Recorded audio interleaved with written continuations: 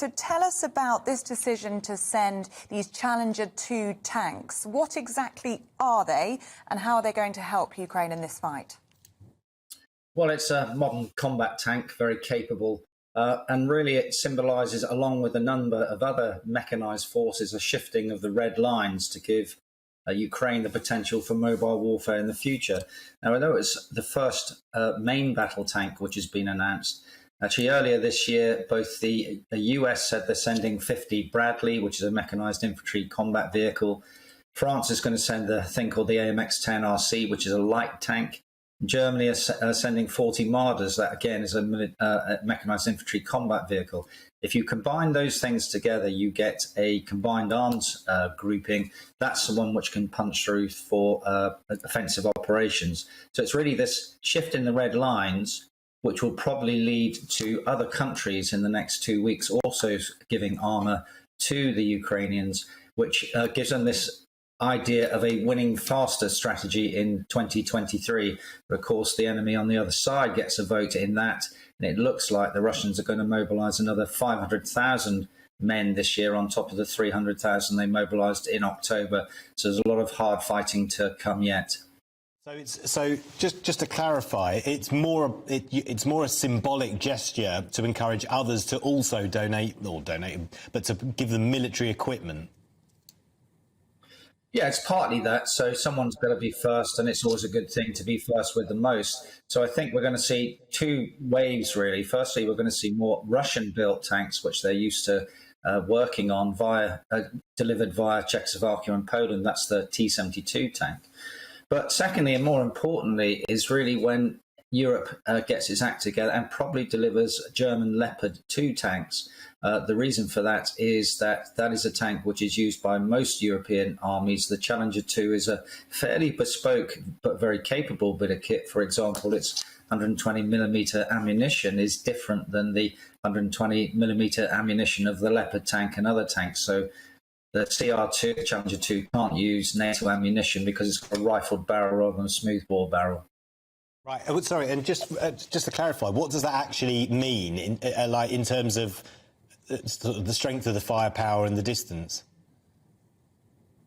Well, actually, the longest kill in history is from a Challenger 2 tank, 5,100 metres. But what it means is it complicates the equipment support for any force. You have different ammunition natures. If you're mixing together, for example, German tanks with British tanks, they can't use the same ammunition. So that's not a problem for the Ukrainians. It's for them to sort out how they fight this thing. But it does make equipment support more difficult. And of course, tanks are very complex pieces of kit which need technicians, vehicle mechanics and armourers. So it's not just teaching people to drive and shoot the thing. It's also the equipment support and the maintenance and sustainability behind them. We've been talking this morning about the battle for Soledar, the salt mining town to the east of the country. How important is that in the war so far? Russia's military have announced that it's been captured, that it's an important step for their offensive, but Ukraine has been saying that battle is still taking place. Can you clear that up for us this morning? Well, Soledar was only a town of 10,000 people prior to the war, so the capture of Soledar will not determine the outcome of the war. Soledar is only important as a tactical objective on the way to Bakhmut, which is what they've been trying to capture in the summer. And tactical battles are fought or sequenced to achieve operational objectives. The operational objective is really to capture Bakhmut, which may have the potential to open up further offensive operations by Russia in Donetsk Oblast, one of the illegally annexed oblasts or counties or state equivalent, really, from a Russian perspective. What we don't know enough about Soledar is that it's apparently got 200 kilometres of tunnels, these salt tunnels. This really allows one or two things. Firstly, could you use those tunnels for force protection, that is to make sure that your own force doesn't get whacked by the Ukrainians. And the second one is it's always a good philosophy to try and find a flank on your enemy and exploit it. So it is a potential that there isn't, you could use those underground tunnels to use that as a flank and exploit that to get closer to Bakhmut. But I don't think very many of us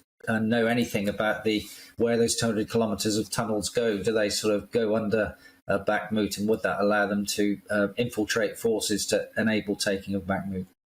Yeah, and just to clarify, you were talking about Russia mobilising another 500,000 men for the battlefield.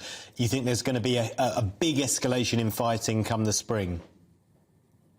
Yeah, I think there's going to be spring offensives from both sides. From the Ukrainian perspective, Bakhmut is important for them to hold there and trick the Russians. That gives them the freedom of action to do offensive operations elsewhere where they want to. The real prize, it seems to me, is to do an offensive operation from Zaporizhia towards Crimea. Crimea is the jewel in the crown from a Russian perspective, so threatening that rather than a counteroffensive in Bakhmut is far more important.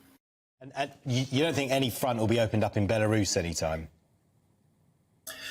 Not really. I think they're using that for training, but the key thing in Belarus is that having forces training there, and some Russian forces there, does what we call fix Ukrainian forces. You have to make sure that that is not a vulnerable flank, and so you have to defend against it. That is, that you can't use those forces elsewhere. So that's really the significance of Belarus at the moment.